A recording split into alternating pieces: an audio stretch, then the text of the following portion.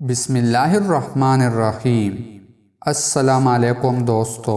جناب رسول اللہ صلی اللہ علیہ وآلہ وسلم نے ارشاد فرمایا، جو شخص جمعہ کے دن نماز عصر کے بعد اپنی جگہ سے اٹھنے سے پہلے 80 مرتبہ یہ درود شریف پڑھے، اللہم صلی علی محمد النبی الامی وعلی آلہ وسلم تسلیما، تو اس کے 80 سال کے گناہ معاف ہوں گے اور 80 سال کی عبادت کا ثواب اس کے لیے لکھا جائے گا۔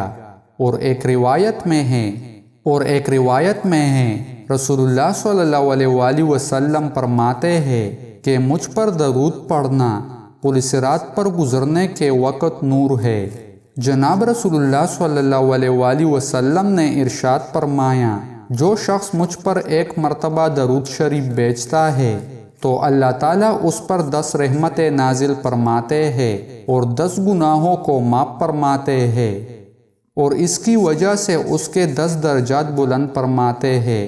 جناب رسول اللہ صلی اللہ علیہ وآلہ وسلم نے ارشاد فرمایا، جس شخص نے کسی کتاب میں مجھ پر درود لکھا تو جب تک میرا نام اس کتاب میں باقی رہے گا، فرشتے اس شخص کے لیے مسلسل دعائے مغفرت کرتے رہیں گے۔